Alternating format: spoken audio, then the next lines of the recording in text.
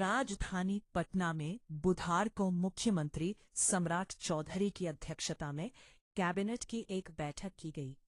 बैठक में कुल 13 प्रस्तावों पर मुहर लगी। सम्राट कैबिनेट में राज्य में पर्यटन के साथ ही सीमावर्ती इलाकों की सुरक्षा पर बल दिया गया। इसके साथ ही खेल और रोजगार को लेकर भी स्वीकृति दी गई। मंत्रिपरिषद की बैठक हुई, उसके संबंध में आयोजित इस प्रेस कॉन्फ्रेंस में आप सबका स्वागत है। आज जिन बिंदुओं पे चर्चा हुई उसके बारे में मैं आपको बताऊंगा। आज उद्योग विभाग का 2 मामला था।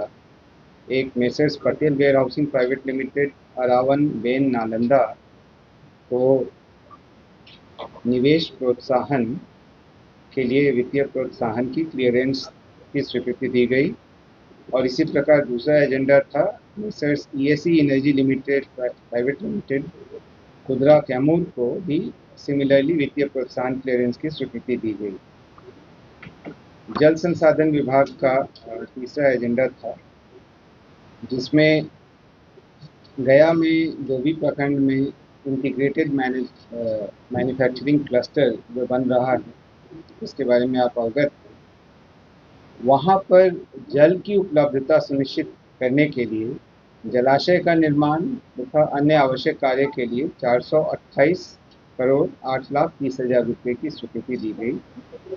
इससे फ़ायदा ये होगा कि वहाँ पर जो भी इंडस्ट्रियल यूनिट्स आ रही हैं उनको उनकी आवश्यकता के अनुरूप जल उपलब्ध हो सकेगा।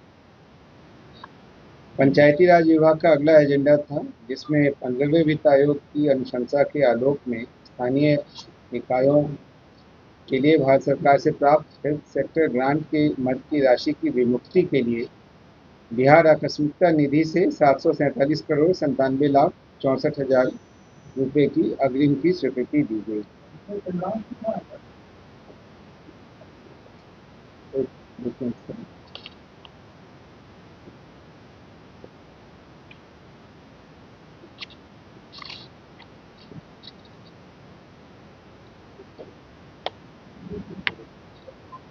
पूरी की पूरी राशि 15वें वित्त आयोग की अनुशंसा पर प्राप्त होती है, तो ये ग्रांट के तौर पर उपलब्ध। वित्त विभाग का अगला एजेंडा था, जिसमें षष्ठम राज्य वित्त आयोग की अनुशंसा अवधि को वित्तीय वर्ष 26-27 के लिए विस्तारित किया गया। विज्ञान प्रौद्योगिकी और तकनीकी शिक्षा विभाग का अगला एजेंडा था, जिसमें Bihar council on science and technology Patna तथा इसके अधीनस्थ कार्यालयों के लिए पूर्व से स्वीकृत 94 पदों में से 87 पदों को प्रत्यार्पित किया गया और नए 53 पद सृजित किए गए। इस प्रकार से कुल अब 60 पद वहाँ हो गए और इसकी आज स्वीकृति दी गई। विज्ञान प्रौद्योगिकी और तकनीकी शिक्षा विभाग का ही अगला एजेंडा था, जिसमें विज्ञान प्रौद्योगिकी और तकनीकी शिक्षा विभाग एवं उसके अधीनस्थ संस्थानों में तकनीकी एवं विशेषज्ञ सेवाओं के लिए यंग प्रोफेशनल्स के चयन संबंधी पॉलिसी 2026 की स्वीकृति दी गई। गृह विभाग का अगला एजेंडा था, जिसमें राज्य की अंतर्राष्ट्रीय एवं अंतर्राज्यीय सीमावर्ती सुरक्षा के तथा आसूचना तंत्र को और विकसित किए जाने के दृष्टिकोण से विशेष शाखा के अधीन पुलिस महानिरीक्षक बॉर्डर के पदनाम से एक नए पद का सृजन किया गया। आप अवगत हैं कि नेपाल के साथ बिहार की सीमा काफ़ी लंबी है। इन बातों को मद्देनज़र रखते हुए संस्थागत व्यवस्था के लिए इस पद का सृजन किया गया है। अगले 3 एजेंडा राजस्व एवं भूमि सुधार विभाग के थे, जिसमें अरवल, औरंगाबाद एवं सहरसा जिले में खेल के लिए स्पोर्ट्स कॉम्प्लेक्स निर्माण तथा आउटडोर स्टेडियम के निर्माण के लिए भूमि की हस्तांतरण की स्वीकृति दी गई है। अरवल में 6.81 एकड़ भूमि, औरंगाबाद में 13.09 एकड़ भूमि देव में और सहरसा में सलखुआ अंचल में 6.61 एकड़ भूमि आउटडोर स्टेडियम के निर्माण हेतु हस्तांतरण की स्वीकृति दी गई।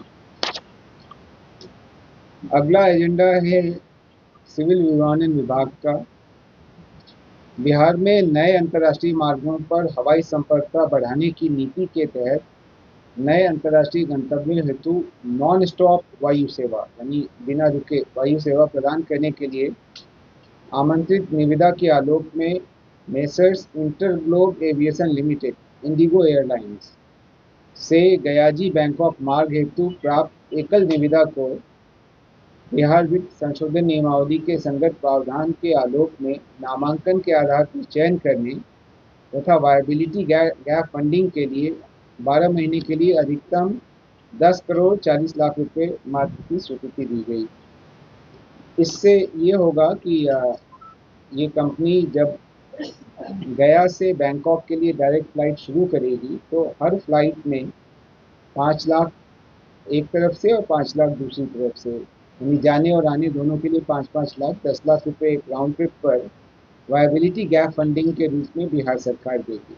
इससे अपेक्षा है कि यह एक इंटरनेशनल फ्लाइट यहाँ से शुरू होगी और इसके बाद अन्य भी जो है एयरलाइंस आगे आएंगे।